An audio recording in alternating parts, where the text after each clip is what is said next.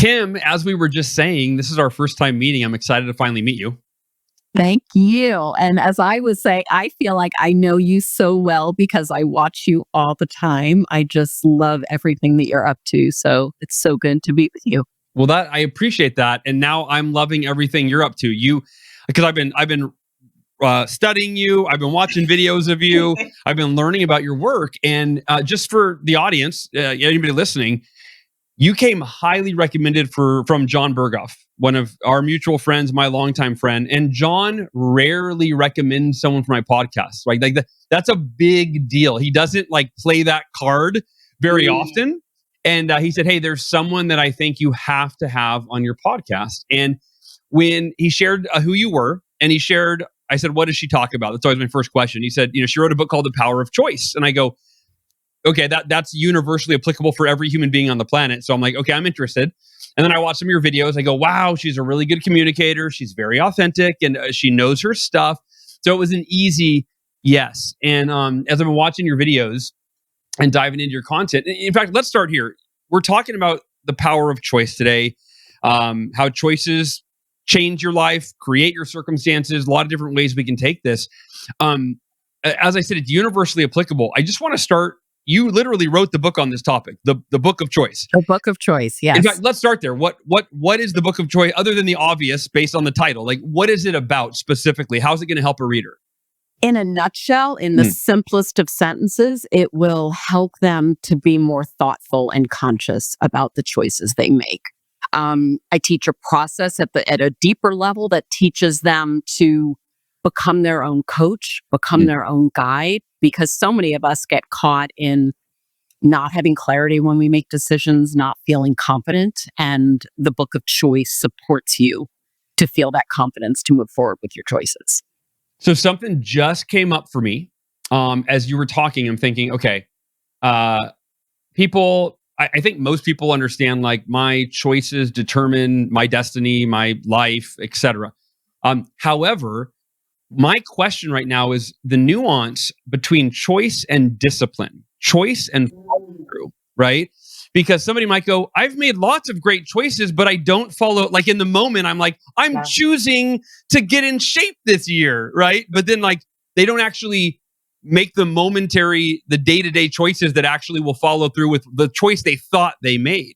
Yeah. So where is that gap, or speak to that, the gap between choice and then discipline to follow through with the choices that you make? It's a great question. And honestly, I don't ever think I've been asked it that way. And what I love about it is that the choice is the bigger picture embodiment of what matters to you. So take your health, take self-care. I choose to focus on my self-care. Well, that's a big choice. Now, with that, you must take action. Yeah. So that's kind of where the discipline comes in. I am going to get up at 6 a.m. and do my thing. I am going to be conscious of the foods that I eat. I am going to be conscious of the water that I drink. But it comes from the overarching statement to yourself of I choose to be conscious about my self-care, or some example of that. So is it fair to say choice is the I think decision would be a synonym with the word choice, but also intention maybe? Like choice is where you finally decide, "Hey, I'm going to do this." And then when you wake up the next morning, you're faced with the choice of, okay, am I going to do the thing that I chose yesterday? Yeah. Or am I not? Right. So it really still boils down to like, now you're just making a choice to follow through with the bigger choice that you made. Is that fair to say? Well, 100%. And a lot of it, it's like, why does the choice matter that you're even focusing on doing it? So if you've embodied this thought, I mean, just take Miracle Morning, for example. Yeah. If someone were to say, I choose to really embody the Miracle Morning, that's different than like doing it. Like this is something I want in my life. Now the reality is there are actions to take. Like you've got to get up, you've got to do your thing. So it's the question of like, why does that matter to me? Like, why do I want to get up and do that? Why do I care? What do I know that's going to bring into my life? And I think having that real sense of why it matters, that is what allows you to then to begin to take the actions that support you moving forth with the choice. Yeah, it was Simon Sinek, right, that made The Power of Why, like, how important that is. And for me, that's the fuel. Like, you make the choice, and then you've got to be clear on why did I make that choice? Why am I doing this? And find reasons that are so meaningful to you that when you don't feel like doing it, you remember why you committed to it, why you made that choice, and then you follow through. One of the things I've heard you talk about is living an examined life. And I don't I mean, I heard you explain it, so now I know what it's about. But at first glance, I'm like, what does she mean by an examined life? And my brain was like an intentional life, like a self-aware life. So what does it mean to live an examined life, and why is that important? So when I say the opportunity to live an examined life, it's a life that's thoughtful, it's a life that's conscious, it's a life that's intentional. I mean, almost I can actually explain it best to say what's the opposite. So imagine if you are not bringing intentionality into your choices and life is just happening to you. Who wants to live that life? Where you're not in control, versus saying, like, I choose to bring intentionality to my life. I want to be thoughtful about the things that I do. I want to bring that consciousness into what I do. I happen to use the term, I choose to live an examined life. Some people may or may not resonate with that word. I think an easy substitute is I choose to live an intentional life. Yeah. It is interesting. Language is so interesting, right? Like, for me, intentional, that resonates. Like, got it. Examined, right? So it's like, I think it's important that we do take, when we learn concepts, that we take language that works for us and potentially adapt, a lesson that someone else shared in the language that works for them. Can you give me some examples of the different types of meaningful choices people make? I've heard you say that, we make, I heard a stat you shared, I think 35,000 choices a day. That seems like a lot to me. But you were talking about, like, the little ones, like, what am I going to eat today? What am I going to wear? For me, the shirt I'm wearing, I have 23 of these, and I wear the same shirt every single day because I don't want that decision fatigue. I try to minimize the amount of choices so that I can focus my limited mental energy on the choices that really matter. So give us some examples of the different types of choices that people make, both meaningful, the big ones, the little ones, the difference is between the two. Yeah. So at the simplest, so I actually kind of put choices into three different buckets. So you've got your simple choices, which is, what am I eating? What am I wearing? And all of that. And you're right. I have heard that 35,000 statistic, which, when you think about it, it's like, am I turning left? Am I turning right? Am I eating this vegetable, that vegetable? Like, you can imagine all of that. Yeah. And the truth is, if you start to get stumped on those little ones, it does get in the way of the bigger ones. The next bucket of choice is what I call the momentary choice. This is kind of when you are in a moment and you have a binary decision to make. Will I work on my project, or will I spend time with my child? Will I clean the kitchen, or will I do that project that's been calling to me? It's kind of it's a yes or no. There's not enormous weight. But again, you could imagine, like, if you become the bottleneck in your own life for that. Yeah. Then there is the bucket, and this is the bucket that I focus on most in my conversation, are the proactive choices. The choices that that when you're making them, they're making a difference for you. And those choices can be the gamut. I mean, it can be choices that are professional choices that you're making, personal choices, relationship choices. So I choose to start a new job. I choose to leave a company. I choose to, get into a new relationship, or I choose, I'm being very high level at the moment, or I choose to leave a relationship that I'm in, or I choose to work on a relationship that I'm in because it's not where I want it to be. And then the gamut of personal choices. I choose to work with a new coach or therapist. I choose to focus on my self-care. I choose to travel. They can be bigger choices, or they can get a little bit more granular. But I think the key is knowing the choices that you are putting your energy into, and are you really embodying that choice? That's really the key thing. I think that a big challenge for people, I know for me, is when we make choices purely out of emotion, and we have mixed emotions. So it's very in fact, I'm a very indecisive person. Like, my wife will tell you, I'm a very indecisive person. I think this episode is very much for me.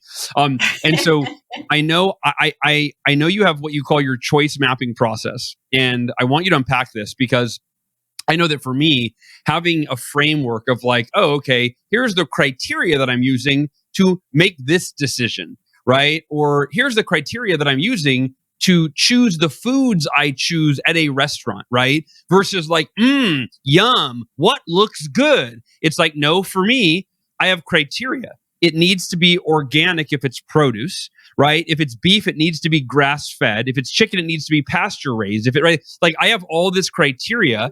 And so it makes it really easy. Like there's only a handful of restaurants in all of Austin, Texas that I go to because that actually fit that criteria. By the way, The Well, for anyone in Austin, Texas, The Well is my favorite restaurant that fits all the criteria. Just, yeah. So anyway, but talk about your choice mapping process so people have like an understanding of, okay, how do I make these choices? What's the criteria that I use? Yeah. So choice mapping is a tool that I developed that helps you. It's a creative visual tool that helps you to look at the details of a choice. So I'm sure others that are listening are familiar with like the traditional pro and con list. You Sure. sort of make those lists. Choice mapping specifically helps you to go deeper into the inquiry of the why you're making a choice, why it matters, what could hold you back, what becomes possible for you because of that choice and the actions you'll take. So for any choice that does have weight to it, this becomes a simple tool for you to say, let me look at these issues around, let me look at these questions. And you can choose to go as deep as you want in the inquiry with the questions, but it essentially gives you a tool that on one piece of paper, you can have your own information about why does that choice matter? And yes, we may have fears about stepping into a choice. Let's just imagine a business choice. I choose to get involved in a new business relationship. Well, you may have certain fears about it, but if it matters enough and if what feels possible is exciting enough, that may pull you forth. And of course, if you now create some actions that'll allow you to move forth with it, now you move forth. But here's the key piece, like, let's imagine you're a couple of months into the relationship and it's not feeling good or you're not in that space and you go back to your map to evaluate, like, do the pieces and the things that I shared initially, do they still ring true? If not, tweak them.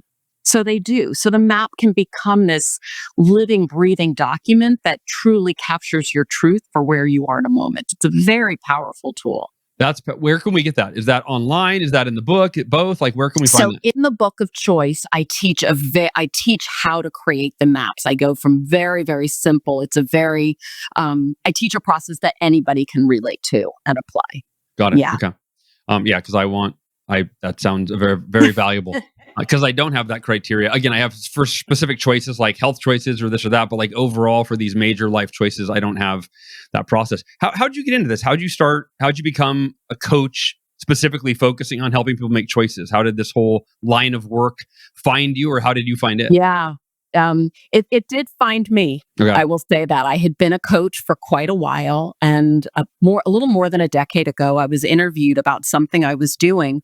And someone asked me a question that caused me to respond, when we make choices and take action, how does our life unfold? And that just sat with me after I left that interview. And I thought, how does our life unfold when we make a choice and begin taking action? Which caused me to go back to a particular choice I had made a bit of time ago and to look at it and to notice it from the vantage point of, I made this particular choice.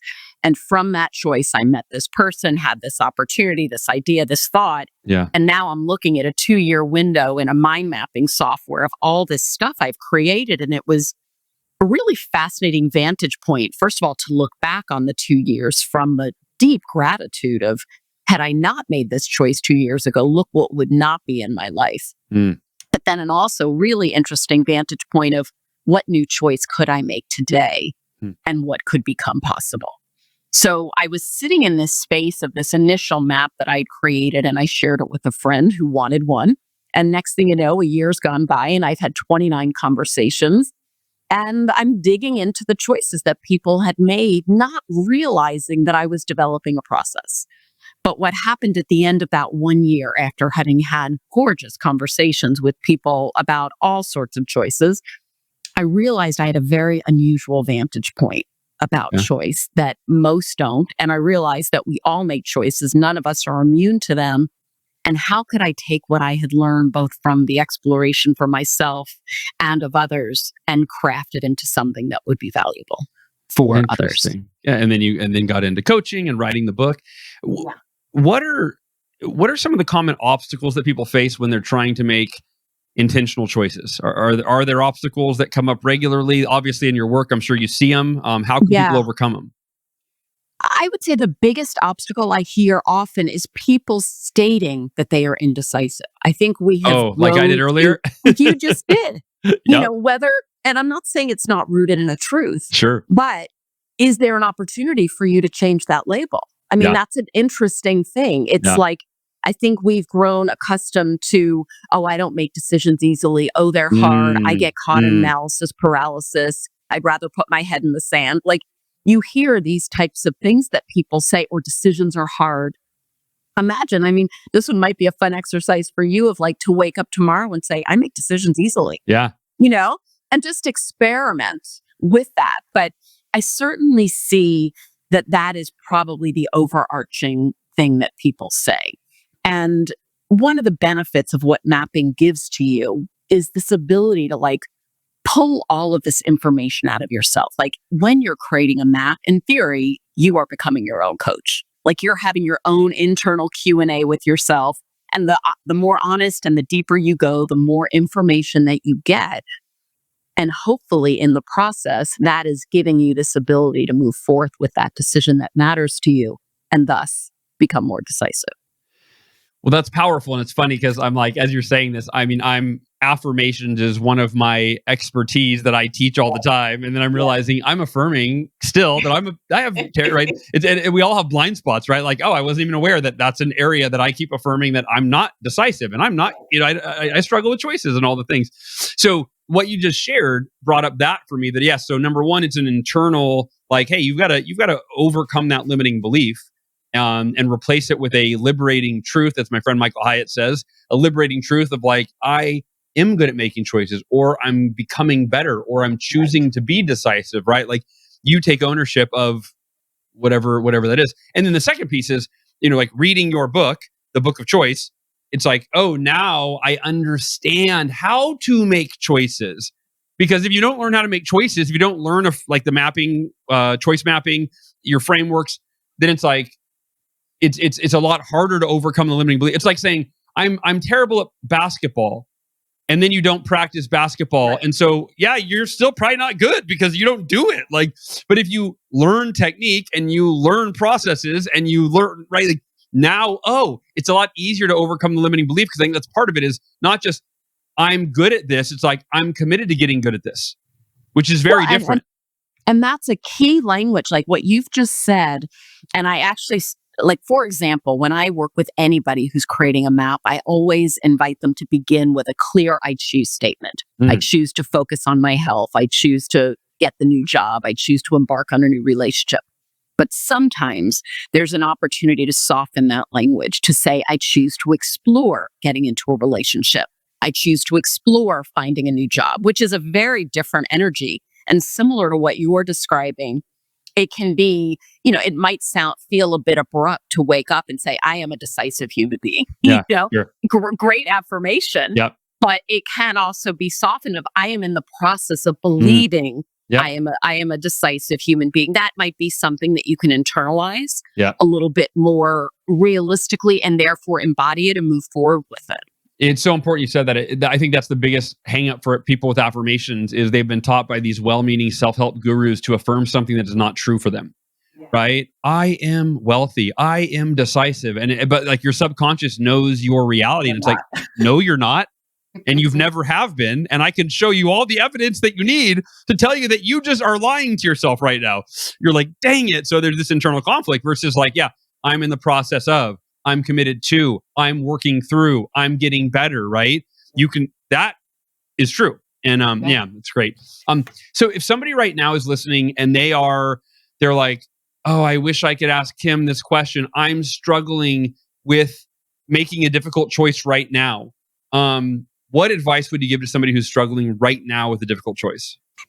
Great question. I would have them get clear on what exactly is the choice that they want to be making. Like to put that into words, whether it is an I choose statement or I choose to explore statement. So that would be number one. Hmm. And I would have them go through the questions, go through the like, why does this choice matter to me? And put a couple of reasons as to why. And if you want to go deeper with that, absolutely do. Number two, absolutely look at what could get in my way of making that choice. What fears, what limiting beliefs, what obstacles could get there. And then the key thing that happens is when you write those things down, you get to this, to be able to look at it with adult eyes, to say like, am I really going to let that particular fear get in the way of making this choice that I just clarified matters to me? Or is this limiting belief, is it kind of old? Like, does it have the charge that I think it does? And you can look at it with adult eyes. Maybe it does, and you have to address it. Secondarily, you really, really want to look at what becomes possible for you when you make this choice. So now you're in this very interesting place of like, okay, I know the choice matters. I've got some things that could hold me back, but I've also got some things that really excite me. So now you're in this little bit of a tug of war of like, am I going to let this stuff hold me back when I see what's really possible? And this is where you get to kind of own that for yourself. And then, of course, what actions will I take? What actions will I take tomorrow to move this choice forward? And immediately, the minute you begin to take action, momentum works in your favor. You do your part, and then the synchronicities and nuances of life begin to happen. They always do. And you continue that process. Everyone listening, rewind about 2 minutes, and Kim just gave you gold. Like that is, Kim, I just thought about liberation, like liberation through perspective change, right? Like what you just did is you took someone who was stuck, right? I'm stuck. I don't know what to do. And then through those steps of identifying the choice, looking at the obstacles that could hold them back, looking at it, fast forwarding, going, okay, what's possible if I make that choice? And then what steps do I have to take? Why is this important? Like that whole process, all of a sudden, and it is amazing how I forgot what I was recently stuck with something. And then I was talking to somebody else, and they, just by asking a few questions, like just changing perspective, I'm like, oh, wait. And all of a sudden you're liberated. You're like, I'm no longer stuck, and nothing logistically changed. My perspective just shifted. New possibilities became evident to me that I was blind to before. So powerful. Well, perspective is everything. I mean, it's enormous to be able to shift your perspective. Yeah. And I think when you start to have a few positive experiences of what happens when you shift your perspective, it becomes that much easier to know that that's a tool for yourself going forward. Can you just summarize those steps again for me? For anybody listening. So if you're listening right now and you're struggling to make a difficult decision, and I think that what you just walked us through is really applicable to any decision that we need to make that's significant. Walk us through those steps again, because they were powerful. Number one, get clear on your I choose statement. I choose to focus on my health. I choose to explore a new job. Whatever that's going to be, get clear on the statement first. And it's aspirational, it sounds like, right? Like this is an aspirational. Yes. Okay. It's also it's affirming. It's what you want to bring into your life. So yes, aspirational. Yeah. So you've now made that choice, or you stated that I choose that. Let's just take you, for example, Hal. Like, tell me a choice. Like you were saying, you're indecisive. What is a choice you need to be making right now? Oh man. Now you're putting me on the spot. Let me think. What's a choice that I need to make? All right. So I've got some. Let me think through work stuff. I've got a lot of things in my work that I want to do. So it's whether or not I write The Miracle Life, which is like more of a self-help book, like The Miracle Morning and The Miracle Equation, or do I write a memoir?